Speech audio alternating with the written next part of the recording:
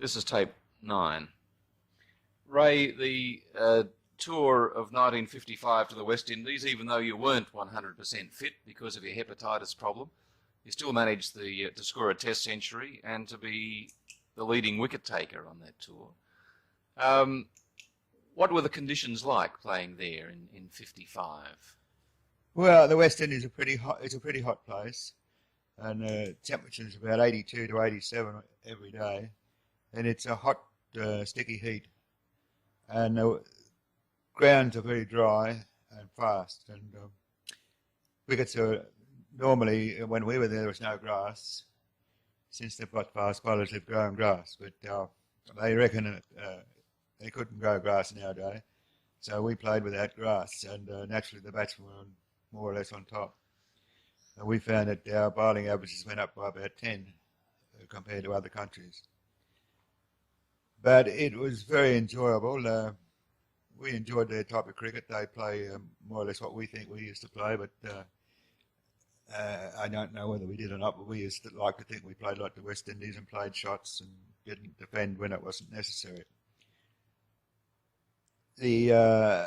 Off the field, it was very good. They looked after us very well, and the people there are very bubbly, and it's hard not to enjoy yourself. In fact, I've been there for holiday since twice, but if I wanted to look for a holiday, there's one place I'd like to go again. Clive Walcott had a very spectacular series, didn't he? He scored a lot of runs that year. Yes, well, he scored 5 centuries against us and scored about 850 odd runs at an average of over, I forget, but it was a high average. And every time we played, all you could see was Walcott getting 100 against us, so it wasn't a happy thought. I was very unfortunate the first test match at Jamaica. I got in caught by Bill Johnson, who at the same time as he caught the ball off a hook shot, a good catch it was, well over, up near, about his head high catch, and he held it. And then as he was running, he threw the ball away because he hurt his knee. And the umpire gave Walcott not out. And he went on and got 100. He was only about 20 then, so that would have made a difference. Second innings, Keith Miller bowled the ball to him, and Walcott swung round and played it down a fine leg and kicked the bail off, hit the stumps and the bail fell off. And the only one wasn't looking were the 2 umpires, and they gave him 4 runs. So he would have got another 20 or 30, but that was his luck. The other, I don't think he had any luck in the other innings. I think he deserved everything he got. But the first 2 he got were, well, I don't think he got 2, but he got a big high score. He was very lucky to be there because both times he was out officially, but unofficially by the umpires. And that was not too good for the bloke that was bowling, and I was one of them. But it's hard enough to get anyone out in those wickets, and when you get a chap out and he's given not out, it's the hardest deal. But the umpire's pretty good over there. We don't think we had any trouble with them, and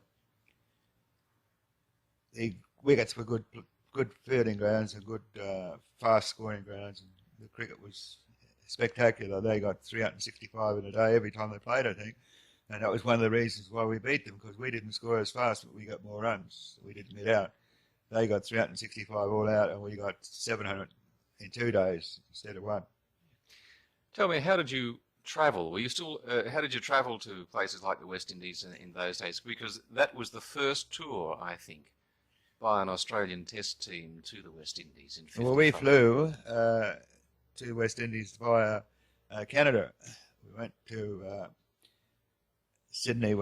From Sydney we went to Honolulu, and Honolulu to Vancouver. We stayed over Vancouver a night, I think, and we had a party there. It was very good for the cricket. And we went to Ottawa, and I think it was Ottawa. No, we didn't. We went to Toronto, they call it. Toronto, we call it. We stayed there a night and mixed up with the cricketers. And then we flew across America. We weren't allowed to land in America. We flew across America to the West Indies. Yeah, and it took us 4 days altogether. Yeah. Was that the first time that the Test side actually flew? Because before then, you on trips to England, I'm thinking of now, you went by ship, didn't you? We went by ship to England up to 1956.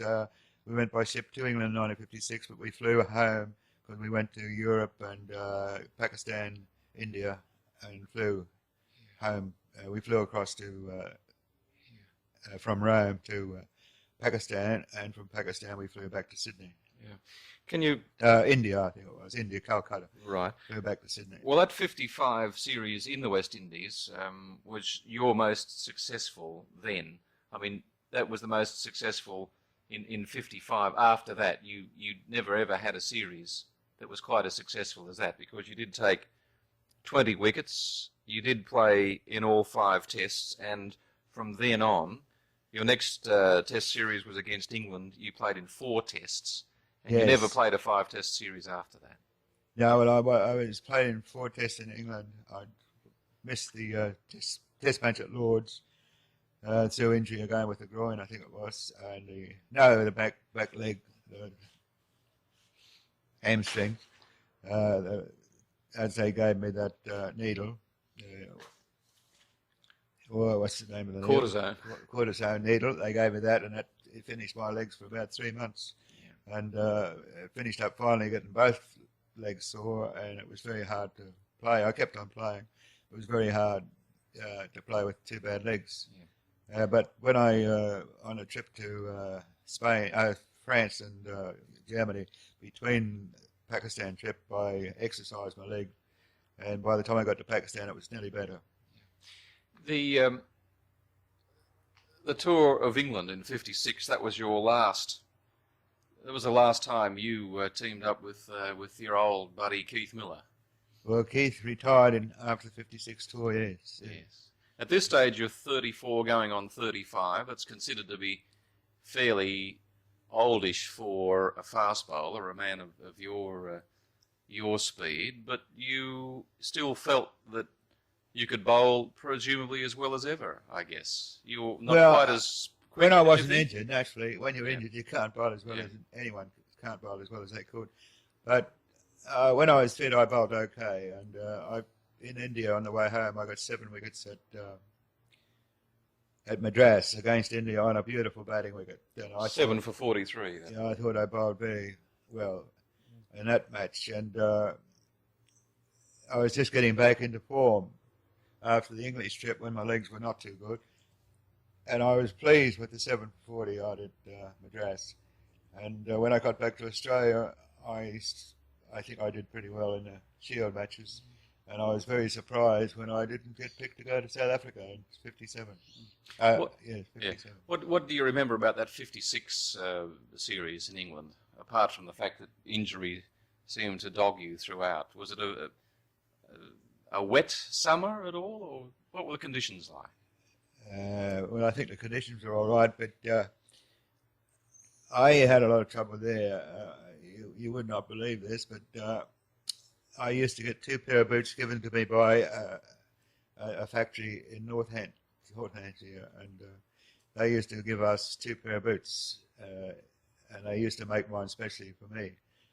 The fellows were a very nice chap, and he told me when I got these 2 new boots when I arrived in England that he'd made a special job so as I'd get more spring in my step. He put a special steel spring in my boot. And I didn't take any notice of what he was saying.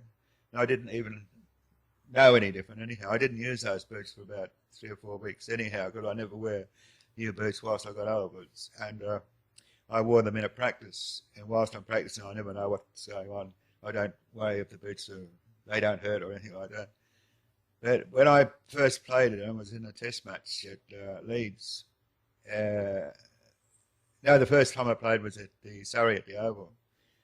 And I hurt my leg again, and I didn't know why. I thought it was the hepatitis I had was causing all my troubles. But when I got home after touring England and wearing these shoes, when I got home, I took the shoes to my bootmaker here, and he said, "How'd you play in these?" I said, "Why?" He said, "You got a steel spring from the toe to the heel and no bend in it." And I said, well, I wondered why it was hard to run up in those shoes, because when I played the first time at the Oval, I hurt them, and when I put them on at Leeds to play in a test match, I couldn't run up. And when I went back in after the break, I played all that break with bad shoes. And then I put my batting boots on the bowl, and I got 3 wickets, whereas I didn't get any wickets with my good boots on. And it turned out that the steel spring didn't give any give at all, and it was just like running with a steel spring, and you couldn't get any give, and it was hard to run. What sort of boots did you have throughout your career? They had to be special. Well, mostly I got mine made by in Sydney, a chap at the University Technology of the university. He was a boot expert, and he made my boots in Sydney, and they were beautifully made. And I used those. I didn't go to Hope Sweeney, who made all the other stars for Australian boots, and they were supposed to be very good. But I didn't like Hope Sweeney's because he didn't make them with a heel on, and I didn't get any of his because I didn't like them. And you wanted a heel on yours. I wanted a heel, yeah, and my chap in Sydney made the heel. And then when I came to Brisbane, I had to get another chap up in Brisbane to make my shoes, and I had this chap at Toowong who made them. I think his name was Sinclair, and he made my boots very well too. He copied the Sydney chap, but when they broke, and I got my new ones in England, that upset me altogether because they weren't. I wasn't getting the run up, and I thought my run up was injured by my bad muscle and my hepatitis. Being sick and also having a bad leg, I didn't worry about the shoes because I thought the shoes were all right. But I couldn't get my run up, and so I had to change boots all the time. I bowled with my batting boots on, which weren't any good because they didn't have a toe cap on, and they weren't strong like the bowling boots. But they're the only times I got wickets, when I had the batting boots on. I got 3 wickets at Leeds and some wickets at Manchester, and I had the batting boots on all the time, bowling. So it seems that it wasn't the happiest of tours for you. 56. Well, I wasn't happy because I was sick, and had the injuries to the legs, and I wasn't very happy because I wasn't doing as well as I thought I should be, and I missed the test at Lords, which is the only wicket in England worth bowling on as a fast bowler, and I missed that, and we won that test, I think. Yes. And Keith Miller took 5 Miller wickets. got 10 wickets or something, and I didn't get any. I wasn't playing. But that was a disappointing. And when I got to India, I was a little bit better, and I wore my batting boots again over in India, and I got 7 wickets with the batting boots on again. So, and I didn't know until I got home that why the batting boots were better than the bowling boots was that the bowling boots wouldn't spring. There was no skiff, and unfortunately, I didn't know until I got home. Yeah. At this stage, of course, you were still not really professional cricketers, were you? 56. No, we were never professional. Never professional. We were amateurs. So you still had to buy your boots that were made for you? Yes. They weren't given to you? Well, the ones in England were given by this factory, so they got the ad out of it. All right. They gave it 2 pair to each player. But things like batting gloves and bats and things like that, did you have to So pay? we had to buy those unless... well, as a matter of fact, I never had any. I never had any batting gloves. I just took the ones the team had. You wouldn't believe that in my career. I've never had a pair of batting gloves because I couldn't afford them. Well, I didn't have to afford them because the team always had a couple of spare pair. But naturally, being a team, they weren't the best batting gloves in the world. But I used to borrow the batting gloves every time I went to play the batting. So the test side, touring test side, and even the test side and the state sides that you played for had a set of equipment. There was always a pair of batting gloves that you could borrow. Well, what about pads and things like yeah, that? they have pads, about 2 or 3 pair of pads in your kit. You have a kit bag if you play for New South Wales or Queensland. You've got a kit, and they take it everywhere with them. And in that kit, they've got a few gloves and they've got a few pads, and they haven't got any protection otherwise. And you've got to have your own batting gloves. Well, if you have the batting gloves, are not very suitable because they're mostly mixed. And they get mixed anyhow, and they get torn. And you're very lucky to find a set to go out to batting. And you normally have to buy a pair from, say, Keith Miller or someone like that. Who. But you never did that. I borrow now and again from different fellas if I can get them. But you never had a pair of your own. I never had officially had a pair of my own batting gloves. Have your own pads? I got given a pair in England in 1948, and I kept those. What, right through your career? I think so. Yeah. I don't think I still got them I haven't got them here, so I can't have them. But I did have a pair of pads given to me by an English firm, and I used Stuart Surridge gave us the pads. I used those, but I never got any batting gloves. What about bats? You didn't buy your own bats? Yeah, I got bats given to me by Shaw and Shrewsbury. I was on their bat. That's a nickel, same firm as Nichols in England. Grey Nichols. Grey Nichols, and I was on the Shaw and Shrewsbury, which is the worst bat.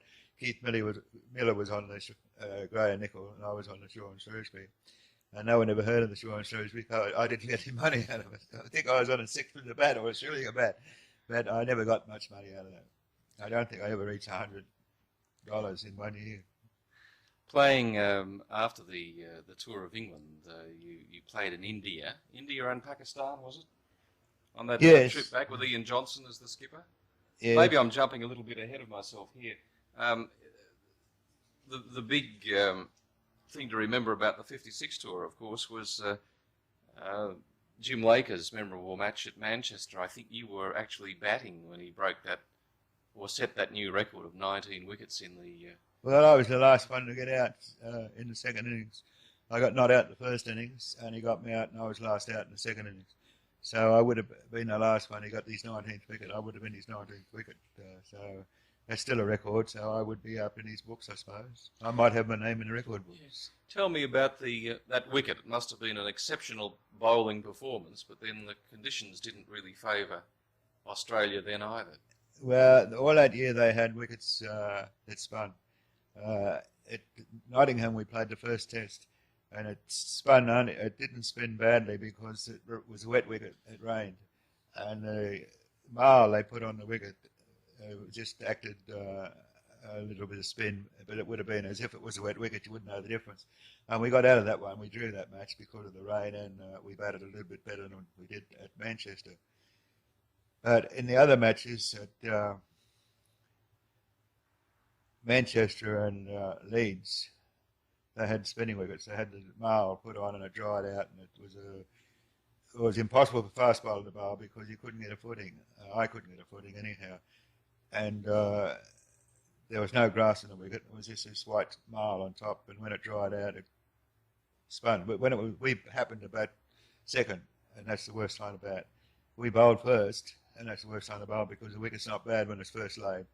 And after a day or two, it just cracks up, about 2 days. And unfortunately for us, they got a big score, and then we went in at Manchester, and we got the bad spinning wicket both times, and we only got about 90 and 100, I think. Laker must have bowled pretty well. But he'd bowled very well, and so did Locke, but Locke only got one wicket. Locke beat me more times than Laker did, and luckily for me, when Locke beat me, it beat me and beat the bat and beat the wicketkeeper as well, and I didn't get out. But I did nick any from Locke, but he bowled beautifully. I couldn't lay a bat on him sometimes. Locke, as I say, bowled well, but only got one wicket, and that was an amazing thing because everyone thought Locke bowled better than Laker. And to say that now when Laker's got 19 wickets and Locke only got one is ridiculous because no one would believe it. But that is what we thought at the time, and. But everything Laker did, he got wickets. Beautiful catches, and the batsman nicked the ball, and it went straight to the fieldsman. They had 3 short legs and 2 short slips, but you couldn't play many shots. I was in for 2 hours, and I couldn't play a shot, and I was trying. Ronnie Archer was told by Bradman after he got out the first innings, he said, well, the only way to play Laker is to use your feet. And I happened to be batting with Ronnie Archer the second innings, and he was up batting in, and he played Laker. And he came running down the wicket to hit Laker, and he missed, and he came running to win. And I said, where are you going? He said, I'm going to the pavilion. He got stumped.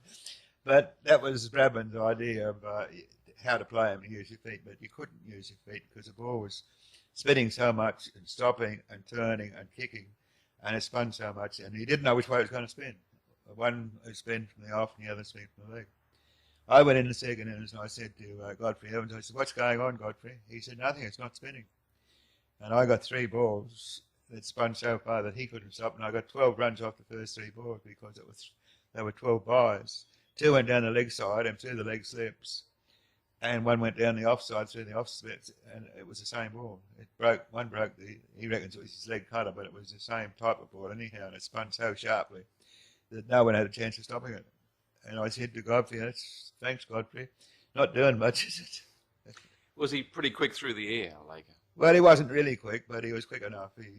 You could get down on a good wicket. He wasn't such a hard bowler to play on a good wicket, but on that wicket at Manchester, he bowled very well. He didn't bowl a bad ball, and it was very hard to get down. As I say, the wicket was turning so much, and he could toss it out of your reach, and you couldn't do much about it. And what was the feeling in the camp when this was happening? I suppose that you wouldn't have been all that. Terrible feeling when you're getting beaten on a wicket that you can't play on, and you know you can't play on it. It doesn't matter what you do, you can't get down the wicket to hit them because they pitched like they were very clever bowlers. They'd pitch them too short for you to get down the wicket, and if you did get down the wicket and had a hit, the wicket was so slow and turning that the ball would go up in the air and hang up in the air, and a chap would be underneath it to catch it. And not that many fellas got caught anywhere except the leg slip or the off slip. Most of the catch was there because you couldn't hit the ball hard enough to get out. I found it very difficult, and I was at 2 hours each innings, I think. And Ian Johnson was in with me at the end, the second time when we got the last innings, and he said, "Appeared against the light." And I said, "How can I appear against the light? The sun's out." He said, "Well," he said, "appeared against the sawdust bouncing on the wicket when the sun's glinting on it." And that was his last desperate. And I said, "Well, you do that because you're the captain. I wouldn't dare do it." But that was the only thing we had. The sawdust was kicking up. We had sawdust to cover all the cracks. And that was desperation stuff. We couldn't do anything. Anyone can get 19 wickets and get us out for under 100 each time, or 90 and 110. You're not much you can do in it. Ian Johnson had been appointed Australia's Test captain. He succeeded Lindsay Hassett, 54-55. He was the skipper on that 56 tour. He was the skipper on your tour of the West Indies. And many people felt that Keith Miller should have been the captain of Australia at that stage. Yes, well, I must say that as West Indies, Ian Johnson was a very good skipper. It's a little bit difficult in the West Indies as far as travelling and meeting people are concerned, and also if there's any bad decisions and we complain, you could get into trouble with the government in different parts where you go. And when we played over there, anything went wrong, we didn't say a word because we were told, first of all, by our government not to say a word, and also our captain was very good and kept us not saying anything if anything went wrong. So we had a very good captain in that respect, and we did well over there. Luckily we won, and he was a good captain. But in England, I think he may have been 1 or 2 years too long in the game. I don't know. The wickets didn't suit his bowling. They suited Laker and that, but they didn't suit his because he was too slow and a different, being a wrist spinner instead of a finger spinner.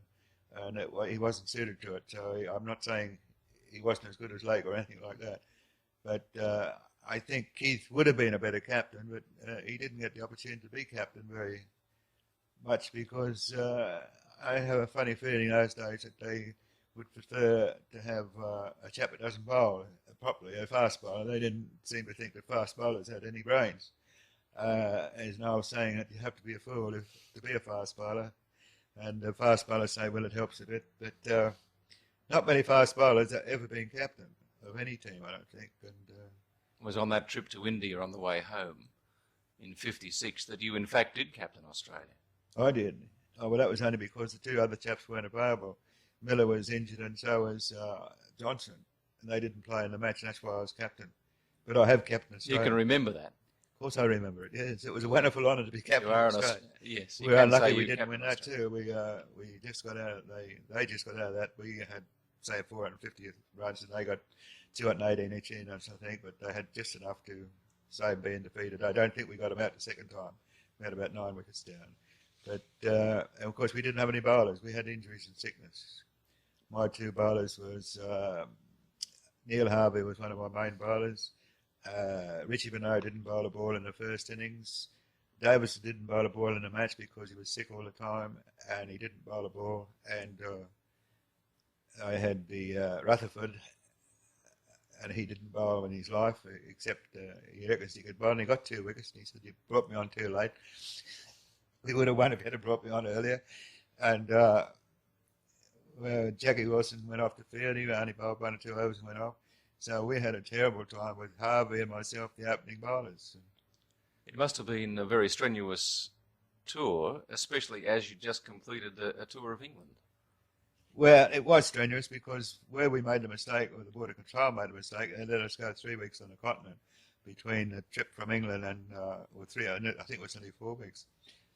We arrived in Pakistan in 100 degrees heat the day before the test match, which was unlucky because the plane was cancelled. We should have been 2 days before.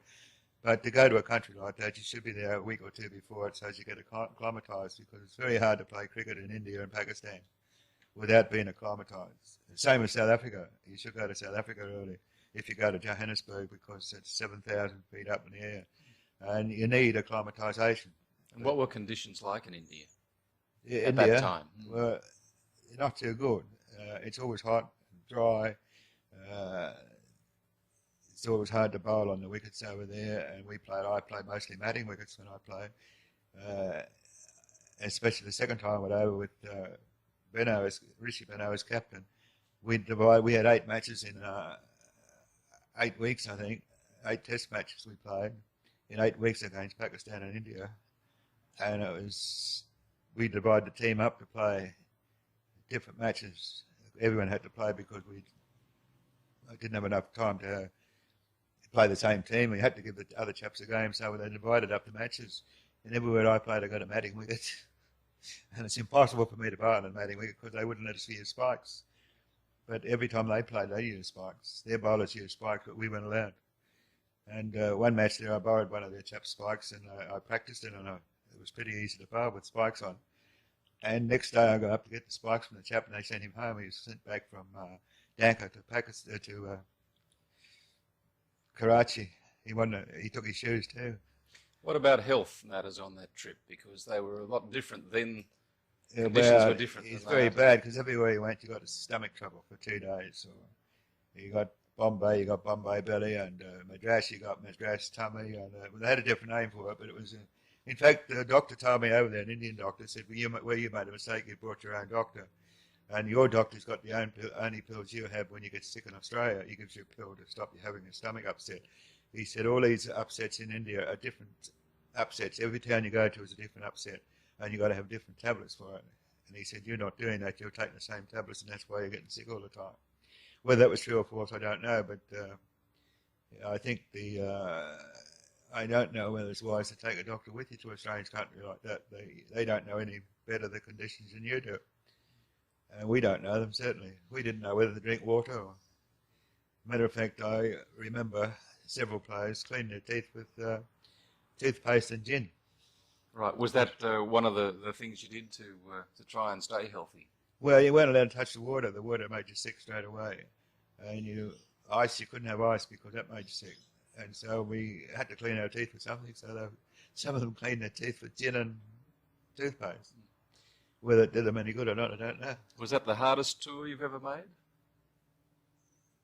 I think it would be. I think I had stomach trouble on several times there, and when you get sick and have to go out and play cricket, it's a bit difficult. Although I must admit that in the Madras one, I collapsed in the first inning, was carried off, and I was in bed for 2 days. And I got up the morning of the match, I got 7 wickets. So I can't say the sickness upset me because I bowled beautifully. I got 7 wickets on a good batting wicket. So I must have been delirious, I think. Which I was. I had sunstroke and tummy something. And it was a terrible feeling. So it was a very tough way to end your last trip as a player, your last visit to England, to have to come back through India and Pakistan. That wasn't the last trip. No, your last trip to England as a test cricketer. Oh, yeah, that was my last trip to England as a player. But you came back. Came back, and I went to India. My last match anywhere was India in 1960. So I did go back to India and Pakistan. Sure, but coming back from England in '56 there, it was a pretty hard way to finish up, wasn't it? Well, because it hadn't been the happiest tour of England no, ever. no. Well, I don't think you should do that because the conditions are so different, and you're so tired from the English trip. And I think the 3 weeks on the continent upset us anyhow, because you got nothing else to do on the continent but go to enjoy yourself at beaches and swim and no cricket practice for 3 weeks, and then you go straight into a test match in 100 degrees of heat after being in a cold climate. So you arrived there after your 3 weeks in Europe, and then you had to play a test match Played a straight test after? match the same day, next day, and it was a matting wicket, and we'd never seen a matting wicket like they have.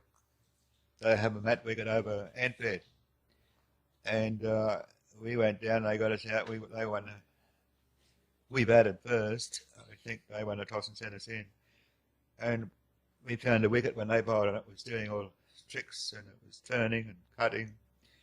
And of course, their bowlers used spikes, but we weren't allowed to use spikes. We had no permission to use spikes, and I wore sand shoes.